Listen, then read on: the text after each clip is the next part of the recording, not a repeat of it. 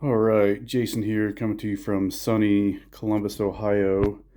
I recently completed a 4,000 mile round trip, uh, road trip in my Tesla Model Y from Columbus, Ohio area to Phoenix, Arizona. I stopped in Kansas City area on both ways to visit a friend.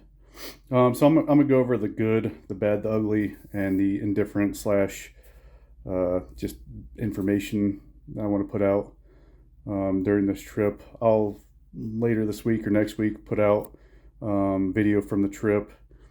Mostly the video is at each supercharging station. I kind of did a review and kind of showed what was at the station. I'm new to this, so I didn't really have a setup in my car to record while I was driving. And when I did try to record while I was driving, the car screamed at me because there's a camera in there that kind of keeps you uh, from being on your phone and not paying attention and falling asleep and stuff like that. So first, I'll start out with the good that I experienced on my trip. First, the charging stations, supercharging stations, every single one. And I probably went to 15, 20 of them because I took the same route back for the most part. But on the way back, I hit a couple that I didn't hit on the way there. And in the video later on, I'll put which ones I stopped at. But it was literally um, in Indiana, Illinois, Missouri, Kansas, Oklahoma, Texas, New Mexico, and Arizona. Multiple ones in each state. But the Chargers, they were all close to the highway pretty much.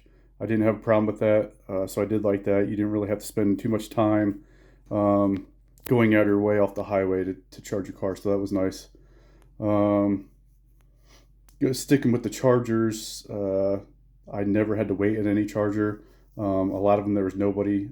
Each one of them, I saw somebody at some point, whether it was when I got there or when I was leaving, somebody showed up. They were never full. It came close one time, but a guy was pulling out as I was pulling in. There were only five chargers that, and there was a sign saying there was other chargers down the road, so it wasn't a big deal. But I never had to wait. Um, the locations, the GPS on the Tesla shows you your route the whole way. Um, and I think I have a video of that I'll post later. But it literally tells you what stations you have to stop at each one. It'll show you how much it costs, how long you got to charge there, and it was pretty accurate for the most part. There was a couple times where I saw in the next, there was the next charging station. I was like, well, I want to skip that one, so I want to charge longer, so I can skip that one. Um, so that was nice. Was not hard at all. Very convenient. Tesla does not make it hard for you to find charging stations or plan your route with charging stations in mind and charging in mind. Um, the cost. I counted up added up all the cost at each charging station. Ended up being so. Granted, this was around 4,000 miles, so around 2,000 miles there, 2,000 miles back. Cost me $414. Compare that to if I had a 20 mile per gallon car on the shorter route. If I just went straight from, no, I'm sorry, if I went from Columbus, Ohio to Kansas City to Phoenix, and then back the same way without going out of my way to go to charging stations, 20 miles per gallon vehicle would have cost me, my math says, $585. So $414 compared to $585, so it saved me, roughly $165 or something like that. Because I did charge for like 50 miles at my friend's house, in Kansas City, both times, and then 50 miles once in Phoenix. So I'll give 150 miles I got at friends' houses, which would have cost me maybe another $10. So we'll say I would have spent $425 compared to 585. Again, that's about comparable to a flight, cost of a flight, which is probably smarter. But I want to do the road trip. I want to stop in Kansas City, see my buddies. I just want to do it sometime in my life, and maybe I'll keep doing it more if I make more videos. The bad. I'll get to the bad. The steering wheel there at times when I was, you have autopilot on, or you have just even cruise control on every 30 seconds, every 30 seconds to about 2 minutes or so. It'll tell you to touch the steering wheel. I think it's depending on what kind of traffic's around. That's kind of what I picked up. I could be wrong about that. But it'll have you touch the steering wheel to register force, just so you know it knows you're not sleeping. There are a few times where I would do that and it wouldn't register it, and I actually had to turn the autopilot off or cruise control off and then turn it back on. So that was a little annoying, but nothing too crazy. Something that did bother me quite a bit, I guess people have been putting devices on Tesla steering wheels to defeat the hands-on. I guess when you have to touch the steering wheel, they put the device on there so you don't have to touch anymore. Tesla's caught on to this, and they will warn you to take the hands-off defeat device. It'll say hands on, defeat device detected, and it'll give you warning. I had probably about 50 warnings. I did not have a hands-on defeat device in my car, so it's very frustrating. And then I think at least 2 times, maybe even 3 times. I think 3 times actually. It turned my autopilot off for the rest of the trip. So I had to pull off into a rest stop or an exit, park my car, put my car in park, and then drive on again to get the autopilot working again, which is very frustrating, but not too crazy, but it is frustrating. To the ugly. There were some ugliness going on. First of all, twice I was on the highway, once in Kansas and once in Arizona, by Payson, Arizona. I had the screen reset on me, go black, completely black for a couple miles. So I couldn't tell how fast I was going, couldn't see my route, couldn't see anything, music turned off. Luckily I could just follow other cars, but that's a huge glitch that needs fixed. The other one, which is even worse in my opinion, multiple times when I was using cruise control or autopilot, I would have the vehicle would do false braking. So in the middle of driving 74 miles per hour on the highway, it would just brake. Sometimes it'd be just like a brake check.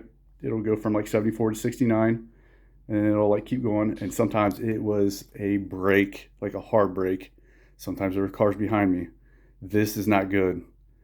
That first couple times it scared me, and then I had to pay more attention to. I pay attention when I'm on autopilot anyway, but it was scary. This is a very big glitch that needs fixed. Bad. Indifferent. Scheduling. So if you want to save time on your trip,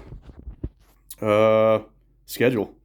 When you use the bathroom, when you use the restroom, when you go to eat, schedule that time for when you're at charging stations. Because most charging stations, every one I went to, except for one, had either a gas station at it, or it was at a gas station, or a restaurant, or both. So the schedule was very good like that. And I think the one that it didn't have either, just around the corner, there was one or both. So there was never a time I got off on the highway and there were neither on the way. But it's nice to have it at the charging station. And I'll get into that in other videos because there's some that were better than others. Also, Tesla has a newer changing lane feature to where it'll automatically turn off. When you change lanes, it'll turn off your turn signal. I wasn't used to that for a while, so I did have to get used to that, but that's indifferent. That's the way it is.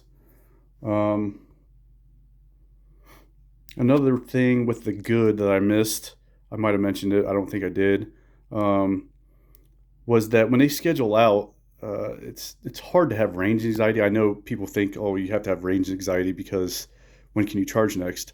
But there was always a time, say I had to go 180 miles to my next charging stop, right? There was always a charger in between there, like always. So if I did get range anxiety, I'd be like, well, you know what? There's one halfway, like 80 miles away or whatever, when I had a full charge or, mostly full charge. I'm like, you know what? I could stop there if I need to. Or even if I got tired a couple times and I just need to get out and stretch my legs. And I was like, you know what? I'll charge it for a little bit. So that was nice. I feel like all the chargers were in reasonable distance. It wasn't like, you're barely making it from one charger to another. Like, even if it tried to make you barely make it from one charger to another, there was always a charger or multiple chargers in between um, that that final location, charging location you were going to. And if weather, I did experience weather, high winds and stuff like that.